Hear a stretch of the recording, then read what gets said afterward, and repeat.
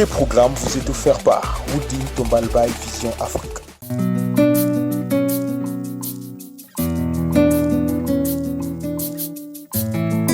Gloire soit rendue à Dieu. Chaque histoire se raconte par les personnes qui les ont vécues. Et aujourd'hui, nous sommes très bénis de savoir qu'une famille racontera quelque chose que Dieu a fait. Et c'est sur le grand plateau d'Allo Grossesse que nous allons partager cela ensemble. Et pour vous et pour ceux qui sont avec nous ici, nous recevons le couple Tchachala. Nous pouvons les accueillir. Soyez les bienvenus. Merci, papa. Je vous en prie. Monsieur, c'est monsieur. Je m'appelle Grace Tchachala Kandou.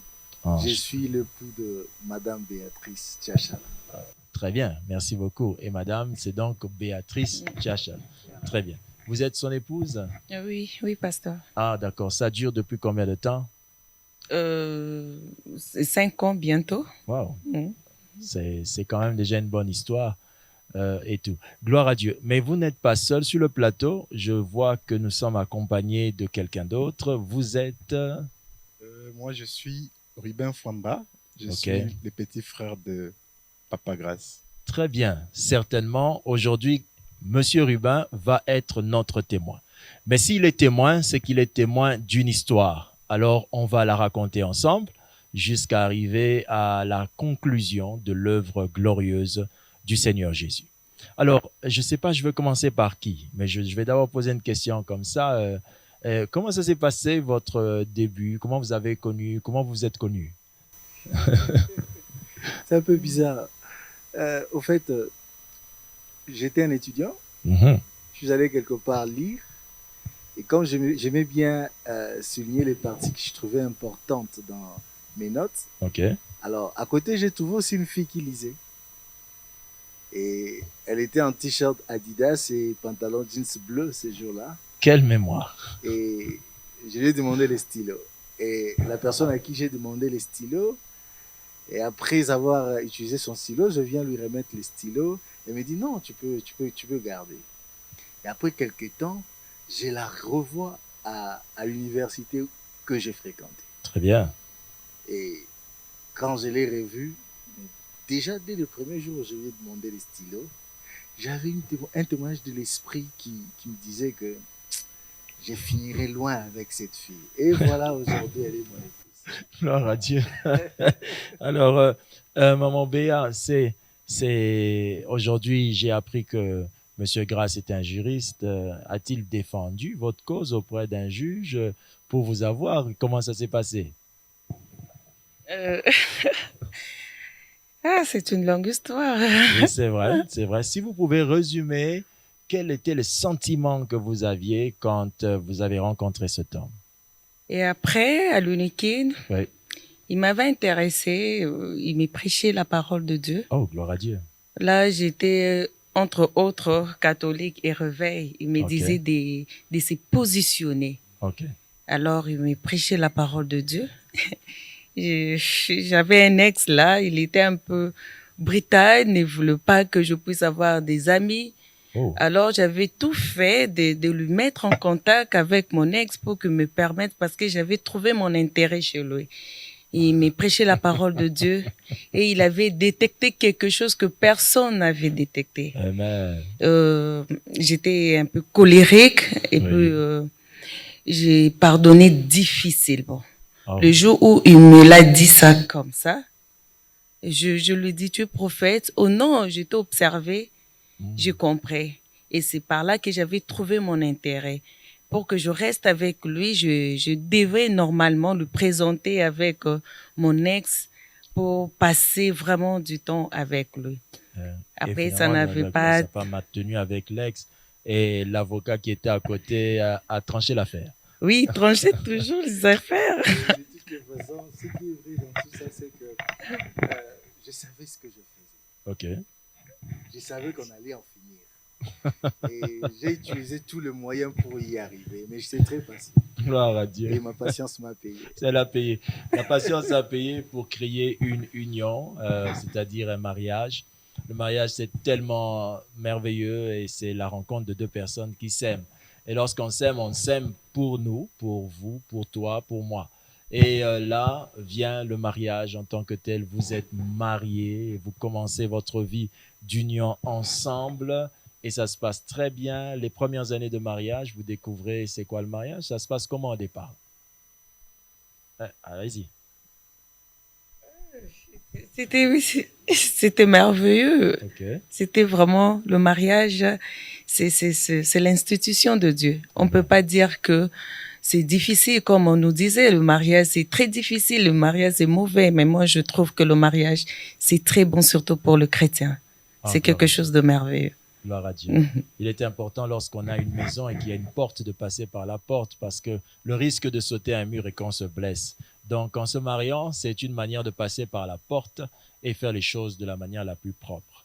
Alors, vous êtes mariés, vous avez fait les choses de la manière la plus propre. Le mariage commence et nous sommes africains et même partout au monde, d'ailleurs, surtout dans les cultures bantoues. Et vous mariez, ça fait 5 ans, ça veut dire que dès que vous vous êtes mariés, c'était déjà la joie, l'annonce d'un enfant qui venait déjà ou bien c'était comment? Alors, lorsque nous sommes mariés, c'était une joie pour nous deux de se marier et nous avions nos ambitions. En se mariant, on s'est provoqué des fois. Elle me disait, moi j'aurais 10 enfants. Moi je lui disais non. Dans la même vie? Moi je lui disais non, moi j'aurais 4 enfants. Et c'était ça la bagarre. Mais bon, finalement c'était de la blague, on a conclu qu'on aura 4 enfants. Donc on n'avait rien en tête qu'on pouvait rencontrer un problème.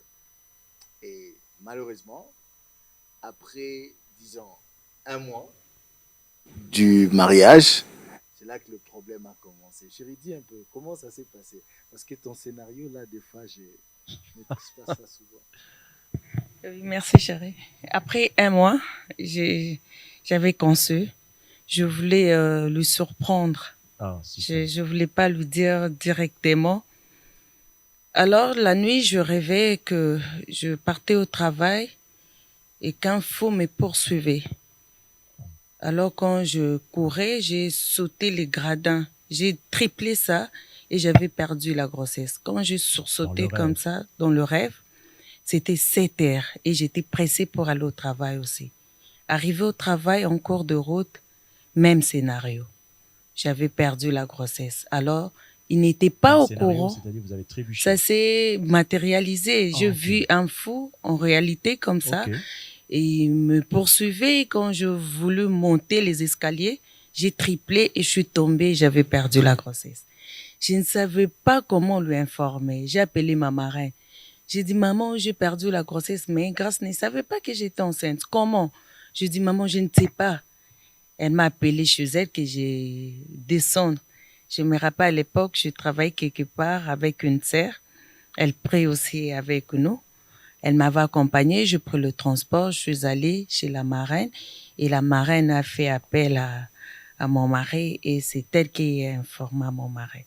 Oula, les rêves, comme quoi c'est vraiment une voie par laquelle Dieu nous montre des choses. Et là, vous aviez vu votre journée et ce qui vous attendait. Mais souvent par manque de prudence, l'on ne prend pas ces choses très à cœur et on ne tient pas la mesure spirituelle nécessaire pour pouvoir éviter le danger. Et quand ça arrive, c'est malheureusement trop tard. Et là, vous êtes donc rendu compte que vous venez de perdre un enfant. Et quand vous apprenez qu'elle a perdu l'enfant, comment ça se passe à votre niveau? Lorsque la marraine m'apprend ça, ça m'a fait très mal au cœur. Mais je me suis remis à Dieu. Elle était dans une situation où je ne pouvais pas me mettre à la réprimander parce qu'elle était déjà faible et je devais prendre ses fardeaux sur moi. Je lui ai dit, ça va, t'inquiète pas, Dieu va agir, mais dorénavant, nous sommes un couple. Dieu t'a fait grâce d'épouser un homme spirituel. Je ne suis pas comme les autres. Et des fois, il faut éviter de faire les romantismes là où il ne faut pas faire les romantismes. Parce que tu voulais m'informer la grossesse comme ça se fait dans les séries télévisées. Exactement. Mais malheureusement, ce n'est pas la réalité, c'est le scénario. Et voilà ce que ça nous a coûté. Si au moins tu m'en avais parlé, j'allais prier pour toi, on allait bien préparer notre journée et cela n'allait pas arriver. C'est ça. C'est pourquoi j'ai dit toujours aux enfants de Dieu que lorsque vous êtes un couple chrétien, vous ne devez pas avoir des secrets entre vous. Parce que quand un couple se met ensemble pour prier, la parole de Dieu s'accomplit lorsqu'elle dit là où deux personnes s'accordent pour demander quelque chose, le Seigneur leur accorde. Oui. C'est là. Si ce jour-là on s'était mis ensemble avec elle, ceci n'allait pas arriver. Ça avait fait mal, mais on s'est remis à Dieu et vite le Seigneur nous avait fortifiés. Gloire à Dieu. Vous êtes un couple, vous suivez cela, vous êtes sur le grand plateau d'Allo Grossesse, vous êtes assis chez vous et certainement, il y a des fois que vous traversez des situations, vous voulez gérer cela ou encore faire un peu de romantisme. Mais la réalité est que en tant qu'être spirituel, des fois, l'être masculin ou féminin dans le mariage, on peut percevoir dans notre esprit certaines choses. Il est toujours agréable de partager cela entre foyers, entre couples, pour qu'ensemble, qu'on trouve les bonnes décisions. Et mais là, ce n'était qu'au début. Ça veut dire que l'espoir d'avoir un enfant y était toujours. Voilà. On pouvait, ok, gloire à Dieu, bon, ça va, c'est passé, ça va aller, Dieu va faire grâce, on va prier. Mais ça vient alors, l'enfant. Il vient directement après. Non. Non, comment? Après ça, nous sommes allés à l'hôpital. C'est par là qu'on détecte que j'avais le myome utérin. Alors le médecin, selon l'explication du médecin, qu'on devait normalement évacuer la maladie. Je devais normalement passer par l'opération chirurgicale.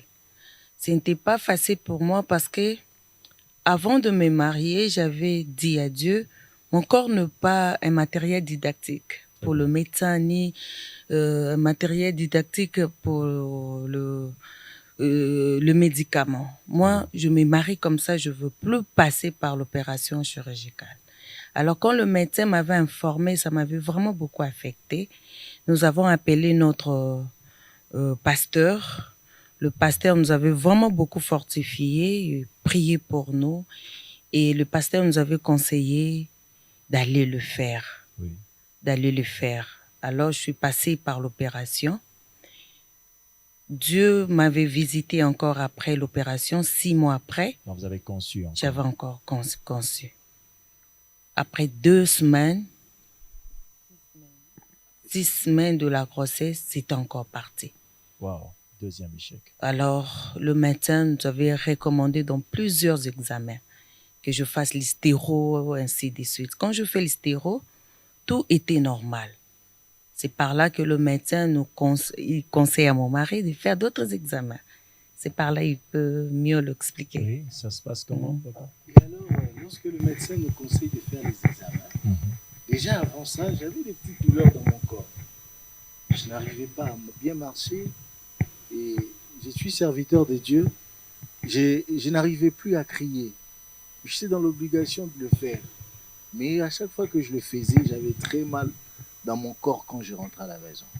J'ai voulu profiter de l'occasion pour passer aux examens. C'est là qu'on me dit que j'avais le varicocèle. Oh. Quelque chose que je n'ai jamais entendu depuis ma naissance. Et le médecin me dit, cette varicocèle peut te créer des problèmes et t'empêcher de rendre fécond une femme. J'ai dit, ah bon, qu'est-ce qu'on doit faire? Il faut prendre le médicament. J'ai pris le médicament. Après avoir pris le médicament, j'ai ressenti les mêmes douleurs. J'en ai même partagé avec mon pasteur. On a prié, mais il n'y avait aucun changement. Jusqu'à ce que je me suis dit, je ne ferai plus attention à cela. Et comme on devait continuer avec les examens gynécologiques, nous sommes allés faire d'autres examens. Parce que, en ce moment-là, elle n'avait plus de problème. C'est ça. C'était moi le problème. Oui, comme quoi, ce n'est pas toujours la femme. Ce n'est pas toujours la femme qui a le problème. Et on a passé les examens, on me dit que mes sémences n'étaient pas à mesure de rendre féconde mon épouse. Sous prétexte que j'avais d'abord l'insuffisance des spermes et il fallait l'activer. Oh là là. En plus de cela, le mouvement de ces spermes était saccadé. Ok. Or, en réalité, le mouvement ne doit pas être saccadé. Ok. Ça doit fonctionner de manière à arriver à l'ovule et à féconder l'ovule. Mais moi, les miens n'étaient pas à mesure de le faire. Ils nous ont prodigué beaucoup de conseils selon eux que je devais encore prendre les médicaments. J'ai pris le médicament. Lorsque je pris les médicaments, mais quand je prenais les médicaments, je disais à ma femme, ça ce sont des formalités médicales. Je sais que moi, je suis à mesure de te rendre féconde. Yes. Je ne me suis pas mis dans des bêtises dans ma jeunesse et je ne crois pas que le Seigneur m'abandonnera. Mon obéissance à Dieu criera dans le mariage. Amen. Et je lui disais ça à chaque fois. On a pris le médicament et on devait passer au deuxième test pour se rassurer si et seulement si les problèmes étaient résolus. On passe au deuxième examen, rien n'avait changé. Oula. Quelle déception. Je me rappelle ces jours-là quand on rentrait avec ma femme, nous deux ensemble, on ne savait pas quoi se dire. Ah. Elle ne savait pas quoi me dire, je ne savais pas quoi lui dire. En lisant dans son visage, je savais que ma femme a besoin d'un enfant. Moi aussi, j'ai besoin d'un enfant. Mais nous sommes devant une situation qui ne change pas. Et on s'est mis à chanter ensemble. C'est la chanson qui disait « Nous remettons nos vies entre tes mains ». C'était une chanson anglaise. Mais excusez-moi, mais vous aviez fait des déclarations. Moi, mon obéissance, voilà, et tout. Mais malgré tout, vous êtes allé à l'hôpital, rien n'a changé. Rien n'a changé. Vous n'avez pas perdu la foi? Non. Nous n'avons pas perdu la foi. C'est la raison pour laquelle on chantait qu'on remettait nos vies entre les mains du Seigneur. Amen. Parce que moi et elle, on savait que la dernière décision était à Dieu. Adieu. C'est lui qui a le dernier mot. Adieu, les médecins peuvent dire une chose, mais lui, il a le dernier mot, il a la capacité de changer ce que le médecin en dit. C'est donc une histoire de foi. C'est donc le chemin par lequel il faut passer si vous vous attendez à un miracle. C'est celui de croire. La Bible déclare, croyez. Tout est possible à celui qui croit. Amen. Eh bien, si vous croyez, vous décidez donc que votre vie va changer, quelles que soient les situations. La foi ne veut pas dire l'absence de combat ou de résistance. Au contraire, la foi, c'est le pont qui permet de surmonter les combats et les résistances. Yes. Alors, vous avez cru en Dieu. Nous avons cru en Dieu. Nous avons espéré contre toute espérance. Alléluia. Et nous nous sommes dit, ça arrivera. Amen. Et Dieu agira. Est-ce que c'est... Et après ça, c'est arrivé? Parce que... Non. Après ça, j'avais interdit à mon mari de faire encore le contrôle. Je lui ai dit, c'est difficile pour les hommes de prendre beaucoup de produits comme ça. C'est très difficile. Mais tu as pris plus de démarquettes. Rien n'a changé. Oui, le sachet là, le gros, c'était beaucoup vraiment. De médicaments. Ah oui. Je dis non, tu vas plus prendre, tu vas plus faire les examens. On attend le go de Dieu. Et vous n'avez pas pensé qu'il était préférable de chercher un autre homme parce que votre fameux juriste ne défendait pas sa cause? Franchement, je ne vois pas un autre homme. Okay. À part lui, je ne vois pas un autre homme. Il y a beaucoup de couples qui se séparent lorsqu'ils se rendent compte de l'incapacité de procréer dans le foyer. Et que ce soit l'homme ou la femme, il y en a qui prennent la décision de se séparer. Que pourrez-vous dire à ceux qui se séparent dans ces moments-là? Ne laissez pas Satan vous intimider dans des moments pareils. C'est un moment auquel vous devez vous mettre ensemble afin de chercher Dieu qui va se manifester après que vous l'ayez invoqué. Amen. Ce que j'ai aimé pendant cette période avec mon épouse, c'est que elle était faible, mais elle avait comme l'impression que c'est moi qui souffrais plus qu'elle. Et moi, j'avais comme l'impression que c'est elle qui souffrait plus que moi. Et cette compassion mutuelle a fait en sorte que nous deux, nous nous soutenions dans la prière. Alléluia. Elle me disait toujours, même si on aura 30 ans, je ne verrai personne en dehors de toi. Tu Gloire es à l'homme de ma vie. S'il faut que je meure sans enfant, je mourrai sans enfant. Parce que quand j'ai été aimé toi. Oh, est-ce qu'on peut acclamer Dieu pour ça? Vraiment, nous bénissons Dieu pour ce que vous êtes en train de dire. C'est une grande édification pour nous tous ici. Il s'agit de transmettre la foi à quelqu'un. Et là, je crois que nous avons reçu et la foi ainsi que l'instruction. Mais votre foi ne peut pas quand même être sans réponse, sans succès, sans preuve. La Bible dit, il ne faut pas dire que moi j'ai les œuvres, et l'autre dit qu'il a la foi. La foi sans les œuvres est morte. Alors, votre foi, est-ce qu'elle a donné? Maman, est-ce que votre foi a donné? Oui. Oui, ça veut dire. Oui, j'ai un enfant maintenant. Vous avez Dieu donc m'a visité. conçu. Oui. Quand vous avez conçu, c'était une très très belle nouvelle alors. Et comment ça s'est passé cette conception-là? Ah, c'est un miracle de Dieu. C'est-à-dire? C'était difficile pour moi de croire à ça. À la fin de l'année 2019, je pense, j'ai appelé mon mari, je lui ai dit, j'ai hâte de parler. Je lui ai dit, du début et à la fin, j'étais triste. Parce que le problème n'était pas seulement la stérilité, il y avait tant d'autres choses, la maladie. La maladie qui empêche maintenant, quand le diable avait vu que moi et mon mari, on était unis, et on s'est dit, sans enfant ou pas, nous sommes toujours ensemble. Il a maintenant créé d'autres maladies. Après un temps, j'avais de douleurs au ventre. Je suis allée à l'hôpital pour les examens d'échographie. On découvre encore que j'avais le myome utérin. Non, le kyste ovarien. Et le médecin nous avait dit, madame, on doit vraiment enlever ça. C'est ça vraiment la cause. La cause qui faisait que vous ne pouvez pas concevoir. Pour concevoir. J'ai dit non, je ne veux plus passer par l'opération chirurgicale. Vous avez refusé? J'avais refusé devant le médecin. Madame, tu es sérieuse? J'ai dit, docteur, si je veux mourir, que je meure. Mais pour passer encore, pour qu'on m'opère encore, je refuse. Mon corps, c'est le temple du Saint-Esprit. Ce n'est pas le temple de myome, de kyste ovarien, tout ça. Ce n'est pas ça. Alléluia. Après un temps, c'était plus le kyste ovarien. Non. Après ça, nous sommes rentrés avec mon mari. On a organisé 3 jours de retraite. En couple? En couple. Nous avons vraiment prié. Après, le dernier jour, j'ai dit à mon mari, on doit faire la contre-expertise. Je suis convaincue que Dieu m'a guéri. Il m'a regardé, il m'a dit, j'aime quand tu es positive. Nous sommes allés à l'hôpital, on a fait l'échographie et gloire à Dieu, Dieu m'avait guéri. Amen. Je n'avais plus le kyste ovarien. Gloire à Dieu.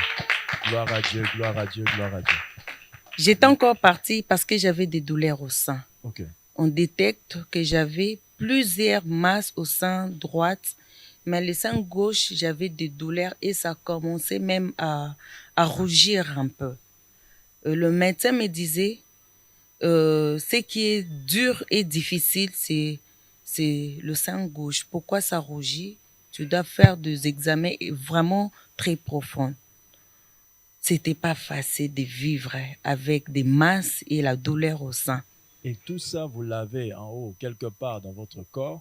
Entre-temps, vous attendez la visitation. Oui. La visitation est arrivée aussi? Vous avez conçu un moment ou pas? Non. Pendant ces temps-là, c'était vraiment bloqué. Mais comment vous avez su que Dieu vous avait visité et que vous avez conçu? Bon, Dieu m'avait surpris. C'était l'année 2020. Okay. Je me préparais pour aller à la prière parce que j'ai commencé à organiser mes moments de prière seule, 5 heures du temps de prière. Je me lève comme ça, je vois le sang. Je dis à mon mari, j'ai vu le sang. Il me regarde, il me dit, tu m'avais dit, même si tu vois le sang, disons, le règle, tu ne vas plus pleurer, ne pleure pas, va à la prière. J'ai dit non, ça m'a un peu découragée. Pourquoi seulement le jour de la prière? C'est le vôtre. Hein? Oui. on va dorloter l'enfant pendant un temps parce qu'il faut qu'on écoute l'histoire telle qu'elle. Yes. Nous rendons grâce à Dieu pour ça. Est-ce qu'on peut acclamer le Seigneur pendant un temps?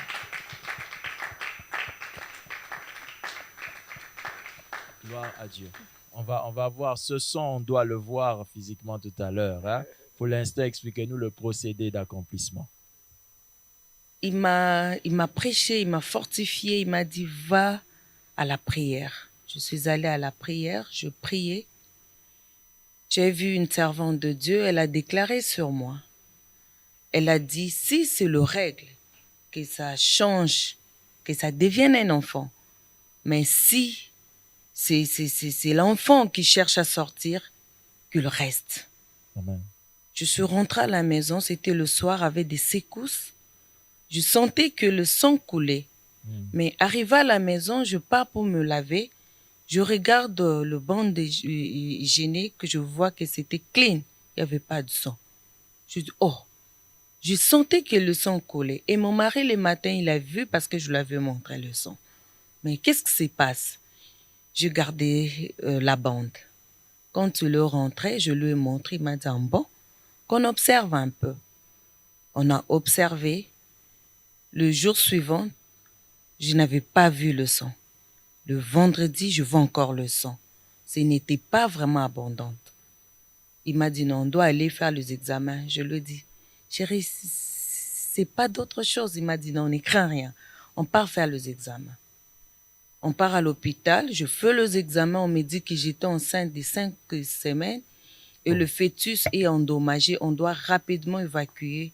Vous étiez enceinte de 5 semaines. De 5 semaines. Les écoulements que vous ressentiez et tout ça, le médecin confirme que c'est parce que le fœtus est endommagé. Et après? Il a appelé mon mari, il a dit, il faut qu'on enlève ça. Et j'ai pleuré, je disais, Seigneur, pendant des années, j'attendais ça. Alors comment j'étais surprise que j'étais enceinte, que ça parte comme ça. J'avais vraiment pleuré. J'avais vraiment perdu l'espoir. Mais mon mari, il avait la foi. Il priait, il disait, Seigneur, s'il te plaît, ressuscite mon enfant. Le fœtus était déjà endommagé. Oui, quand il parlait avec son ami lui disait, est-ce que tu es sûr? Il faut aller faire la contre-expertise. On avait même appelé notre pasteur. Notre pasteur a prié pour nous. Il avait dit, Dieu va vous visiter. Amen. Nous sommes allés à l'hôpital, à Saint-Joseph, je pense. On a fait la contre-expertise. On trouve l'enfant était intact. Oh, mauvais diagnostic. Gloire à Dieu. L'enfant était intact. Oui. Mais vous sentiez pas bien. Les sangs coulaient toujours. Mais comment? Maintenant, après ça, on nous a recommandé de faire les examens des infections, la malaria, tout ça. J'ai fait les examens, je n'avais pas les infections, je n'avais pas la malaria, je n'avais rien du tout. Okay. Pendant cette période, c'était un calvaire pour nous. Décrivez-nous ce calvaire. Je suis déjà pendu à vos lèvres, maman. Le sang commençait à couler à flot. Alors, il fallait faire 2 semaines, vous partez à l'hôpital pour voir l'état de l'enfant. 2 semaines après, pour voir l'état de l'enfant. Et les médecins n'arrivaient pas à expliquer pourquoi le sang coulait à flot comme ça. Un jour, je rêvais. Je vais dire à une femme qui me regarde qu'on ne néglige pas le rêve. Dieu ne viendra pas seulement. Dieu peut utiliser un homme. La femme qui vous regarde, elle est là. Allez-y, parlez-lui directement. Dieu peut utiliser un homme. Il vient, il vous parle. Mais Dieu peut vous parler en songe. Amen. Moi, Dieu me parlait en songe depuis longtemps, je négligeais. Mais arrivé vraiment à un temps que je n'arrivais plus à négliger les songes. Ne négligez pas les songes, car c'est Dieu qui vous parle. Ce sont des orientations que le Saint-Esprit vous donne. Je rêvais que mon mari était sorti les matins vers 5 heures du matin. Je suis restée seule parce qu'on m'avait recommandé de soulever mes jambes toujours parce que les sons coulaient à flot pour garder l'enfant. Je dormais comme ça, je rêvais que je vis ma famille. Ma mère, mes frères et sœurs pleuraient. Qu'est-ce qu'il y a? Moi, j'étais sortie, j'étais à terme, mais la grossesse était à 2 mois. J'étais à terme, j'ai vu ma famille. Eh Béa, qu'est-ce qu'il y a? Oh non, tu as fait une fausse couche. J'ai crié au nom de Jésus. On songe, directement, je sursautais. Quand je sursautais, j'ai senti quelque chose sortir de mon corps.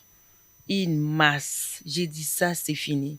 Parce que je suis passée par les avortements. Je sais quand la masse sort, c'est l'enfant. C'est l'enfant. J'ai pris la masse. Quand j'ai pris la masse, j'ai enveloppé la masse. Les sons coulaient. Les sons coulaient. Les sons, je commençais à crier pour que mes voisines puissent entrer. J'étais trop faible. Je commençais à crier, Seigneur, envoie un ange. J'ai besoin d'un ange qu'on m'amène à l'hôpital. J'ai besoin d'un ange, Seigneur. Envoie un ange. À un certain moment, j'étais pâle. J'écoutais à la porte. Coco. J'ai commencé même à marcher à 4 pattes. J'ai ouvert la porte. C'était mon beau-frère qui est devant moi. Mon beau-frère, le beau-frère. Je lui ai tenu, oui. Je lui ai tenu. Je dis, Ribin, prie pour moi. C'est comme si je perds encore l'enfant. Quand il a regardé, il a commencé à prier pour moi. Je vais aller vers lui. Oui, Je vais aller papa. vers lui. Rubin, c'est sérieux. Vous attendez, vous tous, que Dieu visite votre belle-sœur. Et là, c'est la visitation qui est déjà engagée. Mais vous faites face à quelque chose de très sérieux. Expliquez-nous comment vous avez vécu ce moment-là. Déjà, je n'avais pas l'habitude de venir la journée comme ça chez mon frère. Ok. Et ce samedi-là, je n'ai pas compris. Je devrais me rendre à la jeunesse à l'église. Ce samedi, je n'ai pas compris comment est-ce que je me suis rendu si tôt chez mon frère. C'était autour de 14 heures. Je me suis rendu chez mon frère avant d'aller à la jeunesse. Parce que j'avais, comme lui, il était responsable de la jeunesse, on travaillait avec lui. Et comme il s'était déplacé, il m'a donné la responsabilité de gérer les cultes. Et je me suis dit d'aller d'abord. Je savais qu'il n'allait pas être là à la maison. Mais je me suis dit de me rendre d'abord chez lui à la maison. En arrivant à la maison, et je frappe à la porte, je me disais déjà, est-ce qu'il y a quelqu'un ici? Est-ce que sa femme est là? En frappant à la porte, j'ai frappé à plusieurs reprises, et je l'ai vue sortir. Et elle était vraiment pâle, comme elle vient de le dire. Elle était toute pâle. Et puis, elle n'avait pas de force, elle me tient à la main. C'était pour moi la première expérience. Je suis serviteur de Dieu, j'ai été face à des cas, mais ici, j'étais d'abord face à ma belle-sœur. C'est ça. Et puis aussi un tel cas que je n'avais jamais expérimenté. C'est ça. Je vis une femme saignée, c'était pour moi la première fois. Et je devrais mettre ma foi en jeu. Avant d'appeler l'homme de Dieu, mon grand frère qui n'était pas là, je devrais d'abord prier pour elle parce que elle se sentait mal. Et je me suis mis à prier, j'ai prié le Seigneur. Et bien qu'il y avait une partie de moi qui avait peur quand j'ai commencé à prier, mais je me suis donné la force. J'ai prié le Seigneur jusqu'à ce qu'elle se maîtrise. Et là, je me suis installé là. En attendant, elle s'était endormie et on attendait la suite. Et j'ai aussi appelé mon frère. Mais c'est très difficile. Vraiment difficile. C'est très difficile. Le sang, on dit chez nous, somme. Oui. Donc, c'est ça comment on peut traduire ça en français? Somme. Dégueulasse. Oui, c'est affreux. Affreux. C'est très affreux. Vous faites face à ça. Ça fait peur en même temps, mais vous avez prié. Oui. Avant toute chose, vous avez prié. Il arrive des fois qu'on soit face à des situations très complexes et nous sommes épeurés. Nous nous disons, est-ce que vraiment ça va marcher? Est-ce qu'il faut faire quoi? La première réaction qui est la plus sage pour tout enfant de Dieu, c'est d'invoquer son Dieu par la prière, et cela est très important. Le beau-frère invoque Dieu, prie le Seigneur. Vous avez quand même repris un peu de force. Donc cette histoire d'écoulement de sang s'était arrêtée ce jour-là. Non. Comment? On a parlé d'une masse, la masse là. Qu'est-ce que vous en avez fait? Quand mon mari est venu, je lui ai montré directement, il a appelé le médecin.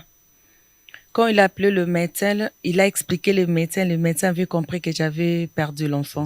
Il a dit revenez le mardi. On était les samedis. Et mon mari répond au médecin, nous sommes les samedis, qu'on revient le mardi. Oh oui. Il m'a regardé, il m'a dit non chérie, on doit aller voir un autre médecin. Vous auriez fait quoi de cette masse s'il fallait venir? Lui, il a pris la masse. Moi, je pleurais, je disais, donne-moi le temps de rester un peu avec mon enfant. La masse. Lui, il m'a regardé, il m'a dit, tu n'es pas enceinte du sang, mais tu es enceinte d'un enfant. Jesus. Cette masse-là, ce n'est pas mon enfant. Moi, mon enfant.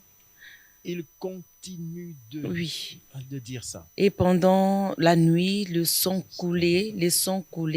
On remplissait les petits seaux là, pleins. Il partait jeter. Vous le remplissiez de quoi? Quand je sentais que ça coulait, je m'asseyais sur le seau pour que ça coule parce que c'était pas facile pour nous.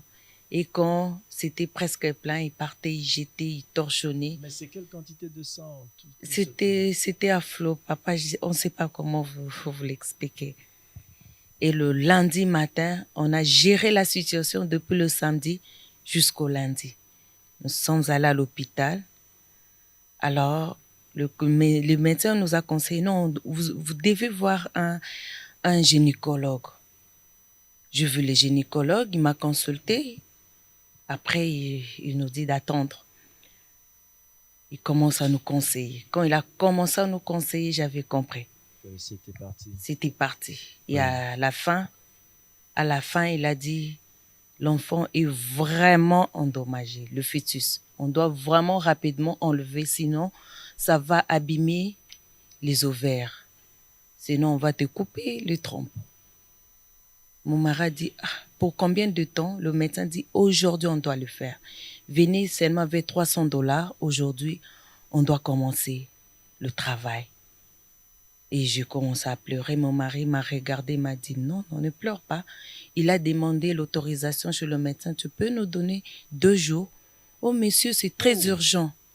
Il a dit, non, je sais de quoi je parle. Donne-moi 2 jours. Ah, c'est ta femme, hein? Tu n'as qu'à te décider comme tu le veux. En sortant, mon mari m'a tenu la main, il m'a dit, on peut ressusciter notre enfant. J'ai dit, tu délires ou quoi là? Avant même d'entendre la suite, j'acclame la foi. Amen. On va ressusciter notre enfant. J'ai dit, chérie, tu as vu la masse? Le dégrosser, c'était seulement comme ça. Et le médecin a confirmé. Au lieu qu'on puisse enlever le déchet, on perd encore le temps. Il m'a dit, tu n'es pas enceinte de sang. Tu es enceinte d'un enfant. Nous sommes allés quelque part, on priait. Le jour en question, l'endroit, on avait déjà fermé. Mon mari a supplié le gérant, s'il vous plaît, donnez-nous même 1 heure du temps. Tellement j'avais le larme, le monsieur a eu pitié de nous. Il a dit, d'accord, allez prier pour 1 heure du temps seulement. Nous sommes allés, on a prié. Moi, j'ai pleuré, j'ai pleuré. Lui crier, Seigneur, ressuscite mon enfant. Cette fois-ci, j'ai besoin d'avoir mon enfant. Et quand on a fini la prière, il m'a dit, demain, on doit aller à l'UMT, à Limba, pour faire la contre-expertise. J'ai dit, chérie, je suis fatiguée. Je me sens faible et tu vois la façon dont le sang coule. Il m'a dit, le sang là, Dieu va te donner le sang parce qu'il a versé son sang pour toi. Alléluia. Le lendemain, nous sommes allés faire la contre-expertise. Quand nous sommes entrés à l'hôpital, tout le monde me regardait parce que je me promenais avec le sang comme ça, les gens voyaient et tout ça. Même si tu portes une robe noire, les sangs débordés comme ça. Je suis entrée au bureau du médecin. Le médecin me regarde comme ça. Il me dit, madame, les sangs que je vois, le noir là, c'était depuis quand? Je dis, depuis les samedis. Il me regarde, il me dit, tu venais avec ton mari toujours? Je dis, oui. Tu sais que c'est pas un bon signe. Je dis, oui, je sais, c'est pas un bon signe. Directement, le sang commence à couler devant le médecin. À flot, le médecin dit, hé, Bobby Missa, moi, je suis dans la salle. Qu'elle se repose. Je dis, non. Je dois me reposer après le résultat. Consultez-moi. Madame, je dis, s'il vous plaît, docteur, consultez-moi. Je suis fatiguée. En montant au lit, j'ai dit à Dieu, Seigneur, même si tu prends cet enfant, même s'il existe, je ne t'abandonnerai pas. Et le matin, il a baissé sa tête. Il a pris le truc d'échographie, il ne me regardait même pas. Il ne me regardait pas. Quand il a posé, il a crié, Seigneur! Quand il a crié, et la dame qui saisissait, elle aussi, elle a crié, hé, l'enfant est vivant! Oh, l'enfant vit. Alléluia. Appelez son mari. Tout le... Oh, Jesus. Alléluia. Parce on avait même ramené l'échographie d'hier. Et puis on a alerté l'hôpital. Tout le monde a commencé à adorer Dieu. Non, Dieu merveilleux, ça n'existe. Cette femme avait beaucoup de sang. Oh, l'enfant est bien protégé. Cet enfant est bien protégé. Donc, on ne sait pas pourquoi le sang coule comme ça. Le médecin nous regarde. Madame, moi, vraiment, c'est au-delà de moi. Ça, ta situation, c'est Dieu. Moi, je te consulte. Moi, je te prescris les médicaments. Mais ta situation là, je n'arrive plus à comprendre ça. C'est Dieu. C'est Dieu. Et les gens commencent à dire, donnez-lui winner. Ça, c'est un winner. Ça c'est un winner. J'ai dit non, ça, c'est la force de Dieu. C'est Uziel. Uziel, ça, c'est la force de Dieu. Si Dieu m'avait pas donné cette force de persister, de porter cette grossesse avec le sang comme ça, sans la force de Dieu, je ne pouvais pas porter la grossesse là.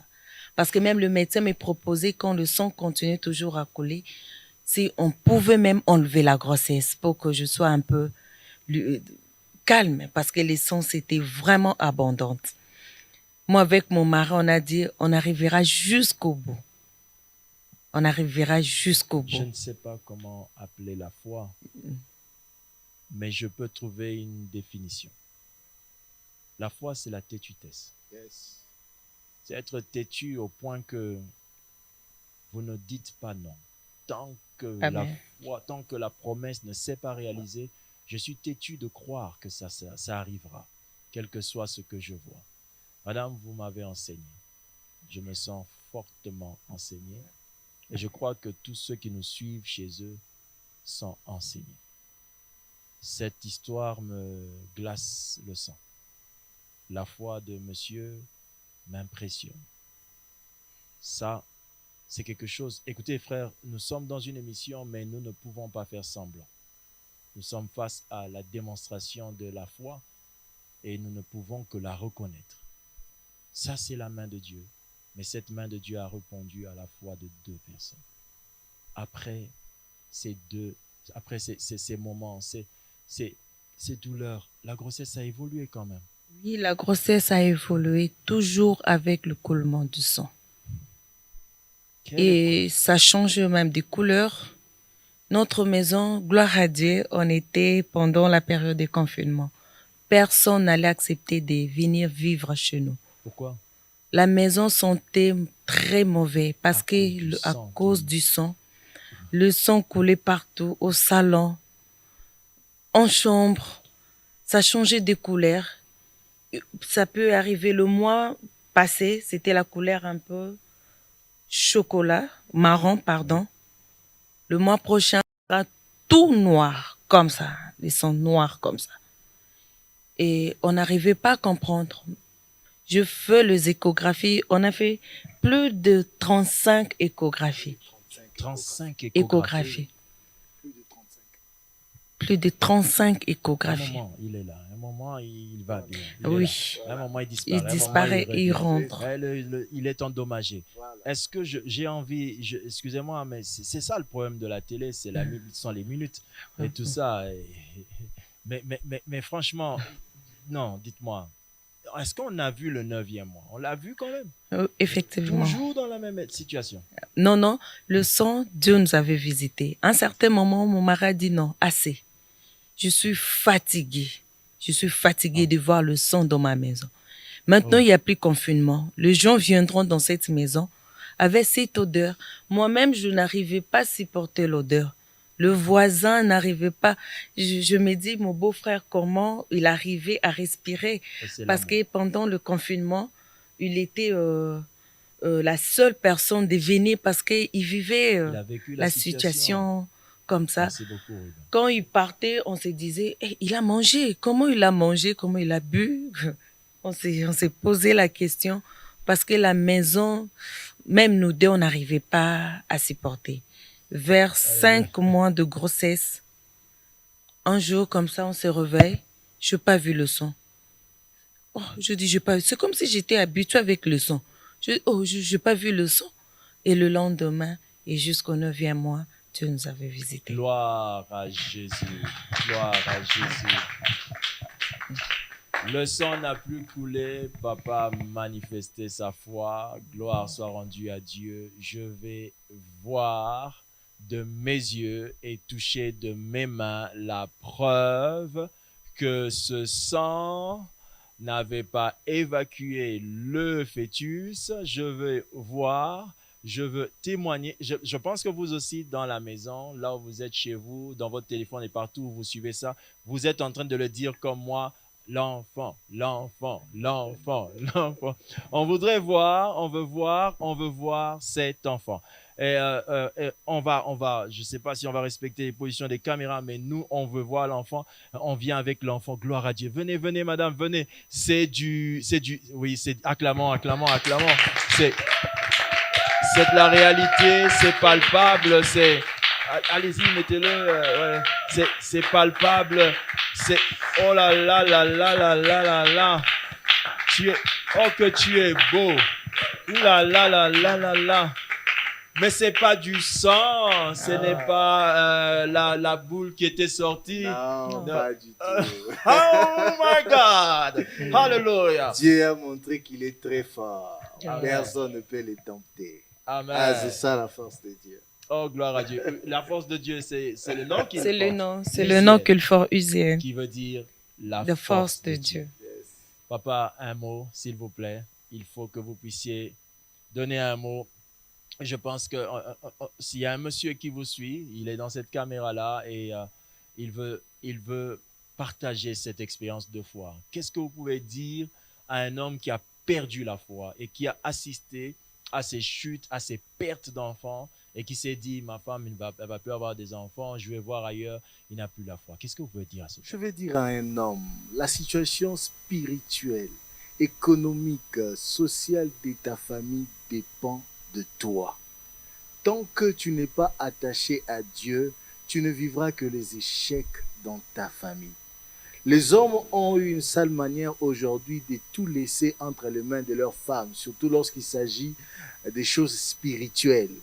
Dieu a créé l'homme pour qu'il soit la tête, pour qu'il ait même la responsabilité spirituelle de sa famille. Amen. La parole de Dieu nous dit que lorsque Isaac a constaté un problème dans sa famille, Isaac invoqua l'Éternel qui visita sa femme. Alléluia. Je me suis accroché à ces textes et j'ai pris mon courage de prier pour ma femme. J'impose le main à ma femme chaque jour et j'ai fait tout ce qui est nécessaire parce que j'ai compris que le salut de ma maison dépend de mon Dieu. Alors Amen. toi, homme qui dort, toi, homme qui dit que c'est à elle de prier, moi je ne peux pas prier. Toi, homme qui dit que moi je dois chercher l'argent, elle doit aller, comme on le dit en lingala, bukalema bolongo pour que la maison survive. Tu commets une erreur fatale. Pour que ta maison tienne, il faudrait que tu invoques l'Éternel comme Isaac. Pour que ta maison tienne, il faudrait que tu apprennes à ta famille à adorer le Seigneur comme Abraham, à faire les sacrifices comme Abraham. Pour que ta maison tienne, il faudrait que malgré tout, que tu t'accroches à Dieu comme Jacob. Amen. Il était face à plusieurs problèmes. Face à Laban, face à ses deux femmes qui avaient des problèmes, face à son frère. Mais malgré cela, Jacob n'abandonna pas le Seigneur et il était accroché à Dieu. Amen. C'est ce que nous devons faire. Gloire à Dieu. Est-ce qu'on peut acclamer le Seigneur? Frères et sœurs dans le Seigneur, la foi est la clé. Quand vous croyez en Dieu, Dieu ne compte pas vous laisser seul dans cette foi. Il compte vous accompagner afin que cette collaboration entre lui et vous puisse donner en conclusion un miracle. Il est possible de croire même quand toute chose présente le contraire.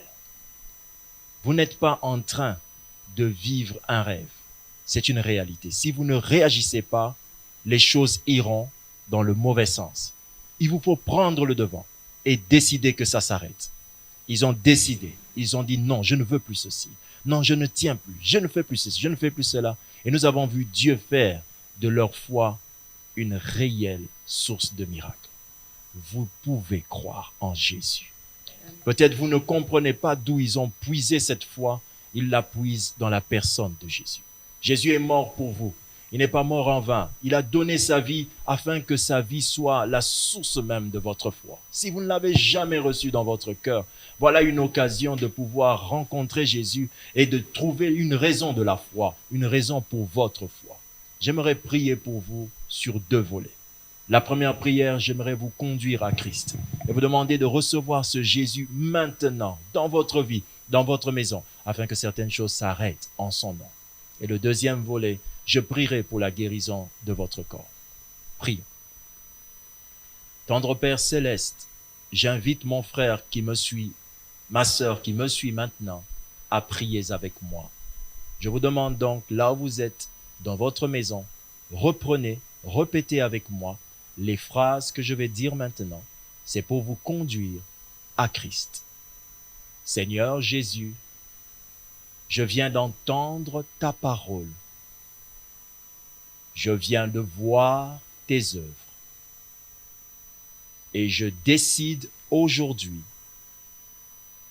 de te donner ma vie entière. Pardonne-moi de tous mes péchés. Sauve-moi aujourd'hui. Je veux t'appartenir, devenir une nouvelle personne, sauvée par toi. Merci Seigneur Jésus. Je suis maintenant un enfant de Dieu, sauvé et libéré.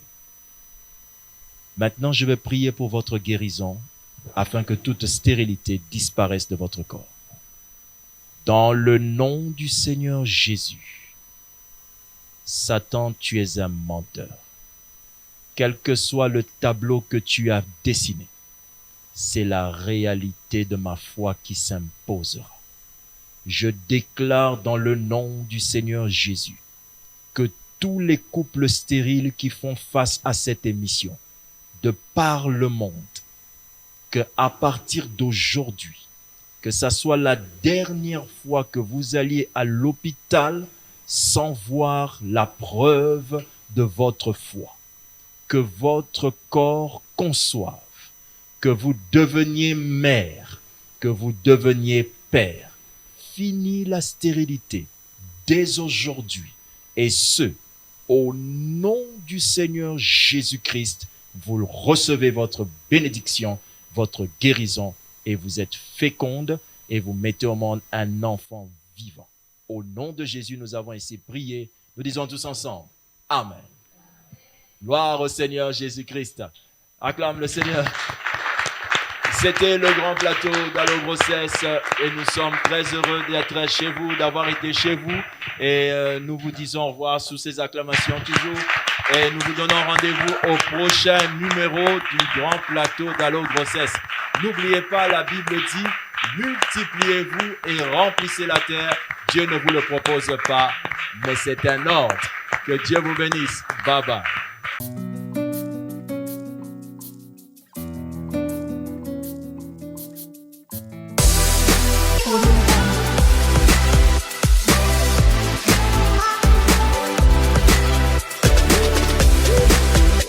Ces programmes vous est offert par Woodin Tombalbaye Vision Afrique.